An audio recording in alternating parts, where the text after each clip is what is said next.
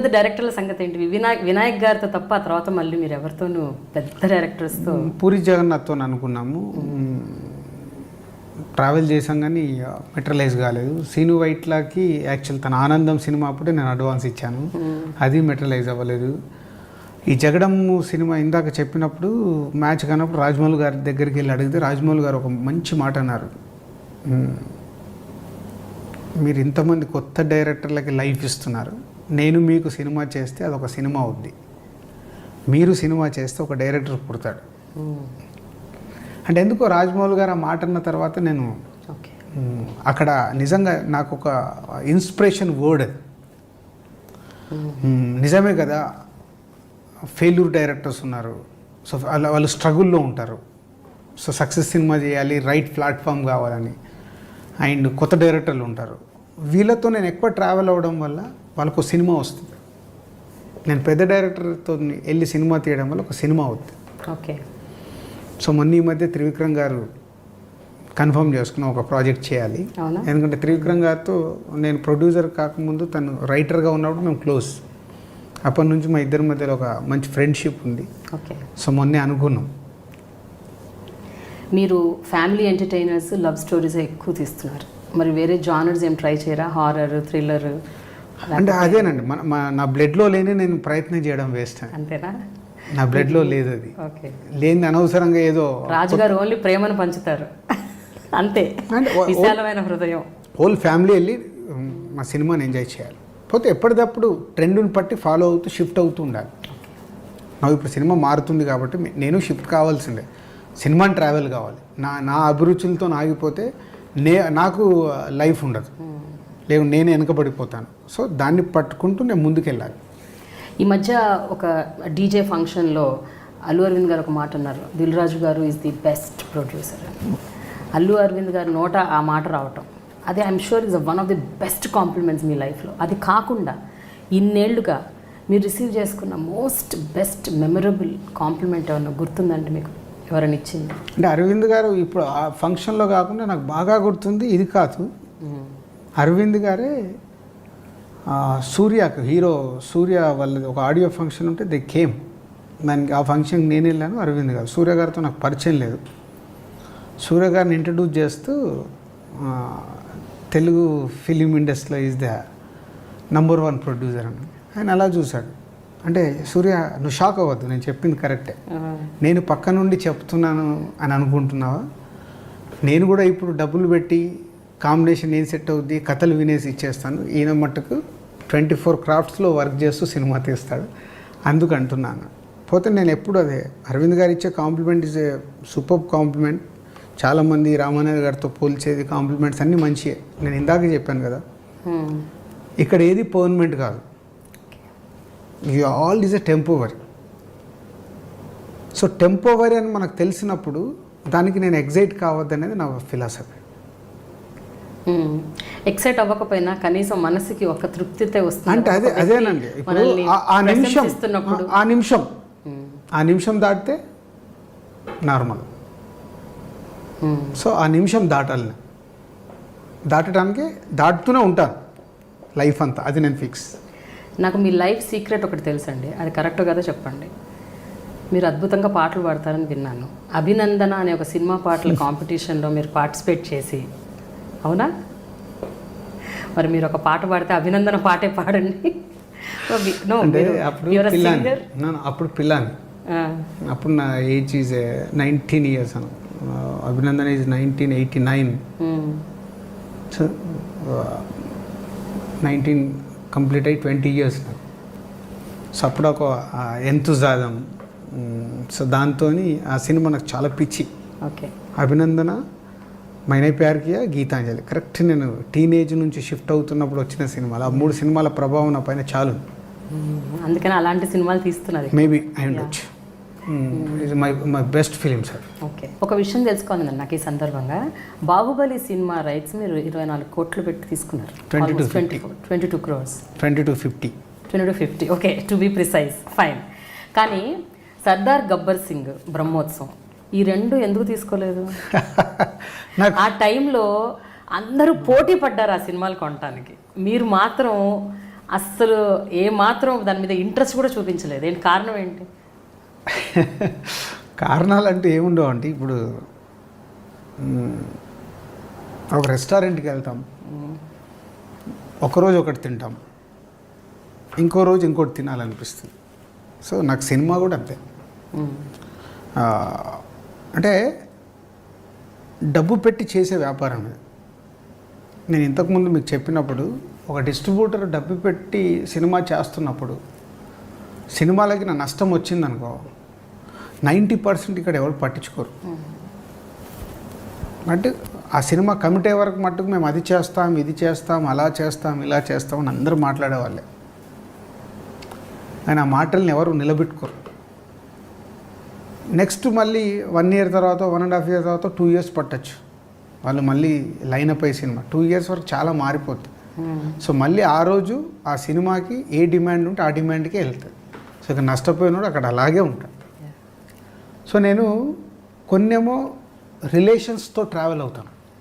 So relations కోసము ఇక్కడ డబ్బు పోతుందని తెలిసి కూడా చెప్తాను, నాకు ఇది అనిపిస్తుంది, ఈ సినిమాలో నాకు డబ్బు పోవచ్చు, కానీ I'm doing for only because of relation. చెప్తారు అట్లా. అట్లా ఏ సినిమాలు చేశారు? నేను అంటే పేర్లు చెప్పాను, ఓకే చెప్తాను. ఓకే. నాతో అంత క్లోజ్గా ఉన్న వాళ్ళకు తప్పకుండా చెప్తాను. కొన్ని సినిమాలు ఉంటాయి కాంపిటేటివ్ వాళ్ళు కూడా వచ్చి కొనాలని ట్రై చేస్తారు.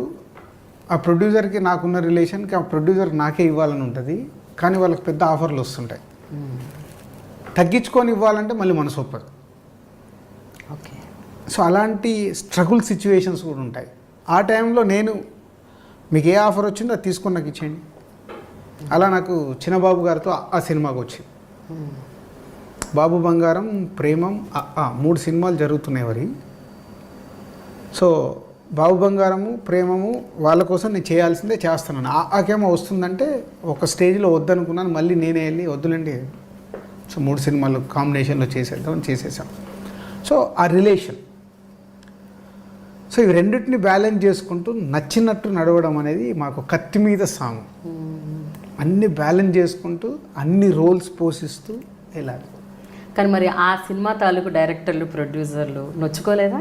వాళ్ళకి దృష్టి మీ మీద ఉంటుంది కదా, దిల్ రాజు గారు తీసుకుంటే దాని లెవెలే పెరుగుతుంది. సేమ్ టైం అంటే తీసుకుంటే బాగుంటుంది అన్నట్టు ఉంటుంది. అరే మన సినిమాకు వేరేల ద్వారా ఇంత డబ్బు వచ్చింది కదా, దిల్ రాజు అయితే ఇంత ఇవ్వడు కదా అనేది కూడా ఉంటుంది. సో అల్టిమేట్ ఏది రైట్ అవుతుంది అక్కడ? మనీ.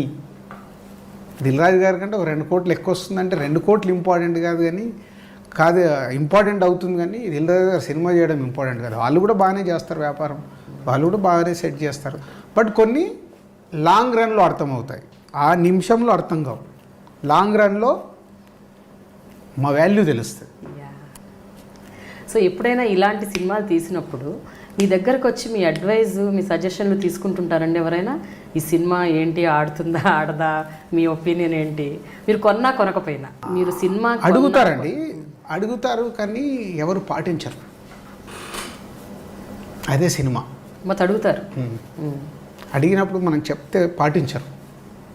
పాటించకపోగా ఆ సినిమా కూడా చెప్పారంట దిల్ రాజు గారు, అది ఆడింది కదా, ఏదో ఒక సినిమాలో ఆడేసిన సినిమా ఉంటుంది, ఎక్కడో ఒకటి ఆ ఒక్క సినిమా ఉంటుంది, ఆ సినిమా ఆడిందిగా, సో మనది ఆడుద్దనే హోప్స్తో సినిమా తీస్తారు. సో అందుకే చెప్పడానికి కూడా నేను ఆలోచిస్తాను. మరీ ఇక క్లోజ్గా ఉన్నోళ్ళు ఉంటే ఖచ్చితంగా మాట్లాడవచ్చు. అయితే కొంతమంది అప్కమింగ్ డైరెక్టర్స్, కొత్త డైరెక్టర్స్, వాళ్ళకి మాత్రం నిర్మోహమాటంగా చెప్తారంట కదా, మీరు చేతులు కాల్చుకోకండి, ఆ స్టోరీ చెయ్యొద్దు అని చెప్తారు. బట్ వాళ్ళు కూడా కొందరు వింటారు, దాన్ని పట్టుకొని మళ్ళీ ట్రై చేస్తూ ఉంటారు. రాజు గారికి సినిమా మీద ఎంత ప్యాషన్ ఉందో, ఎంత ఇష్టం ఉందో, ఎంత జడ్జిమెంట్ కేపబిలిటీస్ ఉన్నాయో, రాజుగారు అప్పుడప్పుడు చాలా కొన్ని కర్ణ కఠోరంగా కూడా ఉంటారని విన్నాను. అంటే కొన్ని డెసిషన్స్లో వెరీ ఫర్మ్, డైరెక్టర్ మాట కూడా వినరు. ఎట్టి పరిస్థితుల్లో ఈ సినిమా ఇది వెళ్ళాలంటే ఇది ఇలాగే వెళ్ళాలి, ఇందులో ఈ పాయింట్ ఉండకూడదు అంటే ఉండకూడదు, అంటే కొన్ని స్ట్రాంగ్ డెసిషన్స్ కంపల్సరీగా తీసుకుంటారంట. ఇది నిజమేనా? అంటే తీసుకోవాలండి. తీసుకోకుండా ఏమవుతుందంటే, నేను ఎప్పుడు ఎవరితోనైనా మా టీంతో ఎప్పుడు మాట్లాడేది, ప్రతి సినిమా దగ్గర అందరికి చెప్పేది ఒకటే చెప్తాను, మాకే కాదు ఇది ఎవరికన్నా, సినిమా సక్సెస్ అవుతూనే ఆ సినిమాలో యాక్ట్ చేసిన హీరోకి కానీ, ఆ సినిమాకు డైరెక్ట్ చేసిన డైరెక్టర్ కానీ, టెక్నీషియన్స్ కానీ, మాకు కానీ, మా డిస్ట్రిబ్యూటర్లకు కానీ, కింద సినిమా వేసే ఎగ్జిబ్యూటర్లకు కానీ అందరికీ సక్సెసే కావాలి. మనం ఏమి ఒక రాంగ్ స్టెప్ వేసి ఒక ఫ్లాప్ సినిమాకి నా పంపించే పరిస్థితి ఉంటే ఎందుకు తీయాలి? సో సక్సెస్ఫుల్ సినిమా వెళ్తేనే ఇంతమందికి ఉపయోగం. సో ఆ సక్సెస్ఫుల్ సినిమా కోసమే ఎవరితో ఫైట్ చేసినా, ఎవరితో చెప్పినా, ఎక్కడ నా మాటలు అనిపించుకున్నా అదొకటే టార్గెట్ కోసం. బట్ ఎవరికి వాళ్ళకి కూడా అనిపిస్తుంది కదా ఆ సినిమా వాళ్ళ పాయింటే రైట్, రాజుగారు చెప్పింది రైట్ కాదు. కరెక్ట్ అంటారు. అక్కడ ఏంది, అక్కడ కన్ఫ్యూజ్ ఉన్నప్పుడు ఒక స్టెప్ తీసుకోవాలి. ఎవరు తీసుకోవాలి? ఫైనల్గా ఎవరు తీసుకోవాలి? యాజ్ అ ప్రొడ్యూసర్గా నేను తీసుకోవాలి, ఎందుకంటే నా డబ్బు ఇన్వాల్వ్ అయింది. ఆ సినిమా ఆడితేనే నా డబ్బు వస్తుంది. ఇప్పుడు హీరో కానీ డైరెక్టర్ కానీ అందరిది కానీ అక్కడికి సినిమా రెడీ అయ్యే టైంకి వాళ్ళ రోల్ అయిపోయింది. ఇలాంటి స్టాండ్ తీసుకోవాల్సిన సిచ్యువేషన్లో మటుకు ప్రొడ్యూసర్ నేను కాల్ చెప్పాలి. ఓకే, లేకుంటే కష్టం. ఇలాంటి సందర్భాలు ఎప్పుడన్నా కాన్ఫ్లిక్ట్ వచ్చి సినిమా డ్రాప్ చేసిన సందర్భాలు ఉన్నాయండి ఏదన్నా సినిమా? జగడం. ఓకే. సుక్కుకు నాకు ఎంత క్లోజ్ రిలేషన్ అంటే అంత క్లోజ్. అంటే ఆల్మోస్ట్ దిల్ ఆర్య ఒక 4-5 years స్ట్రాంగ్ బాండ్ అయ్యాం. ఆర్య తర్వాత మా కాంబినేషన్ బన్నీ నేను సుక్కు చేయాల్సింది. అది తను చాలా కష్టపడ్డాడు, స్క్రిప్ట్ రెడీ చేశాడు. స్క్రిప్ట్ వినగానే భయం వేసింది, ఏదో తప్పుగా వెళ్తుంది. అయితే నేను ఇమీడియట్ డెసిషన్ చెప్పకుండా బన్నీ విన్నాడు. బన్నీ కూడా సేమ్ ఫీల్ అయ్యాడు. సో మేమిద్దరం సుక్కుకు చెప్పాలి, ఎందుకంటే మా ముగ్గురు మధ్యలో ఒక బాండేజ్ ఉంది. ఆయన సుక్కు గురించి మాకు తెలుసు, ఏదైనా ఫిక్స్ అయితే తను బయటికి తీసుకురావడం కష్టం. అంటే ఈజ్ ఎక్స్ట్రాడినరీ రైటర్. తను కొత్తగా చెయ్యాలి, అందుకే ఆర్య వచ్చింది. ఆర్య వచ్చిందంటే తను అంత కొత్తగా ఆలోచించాడు కాబట్టి ఆ రోజు ఆర్య వచ్చింది. దీని విషయంలో మేము చెప్తున్నా కానీ తను ఎక్కడో ఫిక్స్ అయ్యాడు. ఒక స్టేజ్లో ఇక నాకు సుక్కుకి ఏంటంటే చిన్న ఫైట్ మూడ్ వచ్చేసింది. మీరు చేస్తారా, మీరు చేయకుండా ఇంకో ప్రొడ్యూసర్ ఉన్నాడు అని అంత కాన్వర్సేషన్కి వెళ్ళిపోయాం. అదిగా సుక్కు అని అంటే సో రాత్రికి రాత్రి తను షిఫ్ట్ అయ్యి ఆ సినిమా ఫైనల్ చేశాడు. మళ్ళీ మా రిలేషన్స్ పాడవద్దని ఆ ఓపెనింగ్కు బన్నీ నేనే వెళ్ళాం. జగడం ఓపెనింగ్కి. ఆ సినిమా మీరు అన్నట్టే పోయింది. సో మీ డెసిషన్, మీ జడ్జ్మెంట్ అంటే మళ్ళీ వాళ్ళకి సెన్సార్ ప్రాబ్లం వస్తే కూడా నేనే వెళ్ళి నేను మాట్లాడి సుసుక్కుని కన్విన్స్ చేసి ప్రొడ్యూసర్కి ఆయనకు కూడా ఏదో గ్యాప్ వస్తే, అంటే నేను అదే చెప్పేది, ప్రొఫెషనల్ డిసిషన్స్ ఇస్ డిఫరెంట్, వ్యక్తిగతమైన రిలేషన్ ఇస్ డిఫరెంట్. నేను సాధ్యమంత మటుకు ఆ రిలేషన్లో పాడు కాకుండా ట్రావెల్ కావాలని ట్రై చేస్తాను. బట్ అది 100% మన సైడ్ నుంచి ఉంటేనే కాదు కదా, వాళ్ళకు కూడా ఎక్కడో ఉంటేనే అది జరుగుద్ది.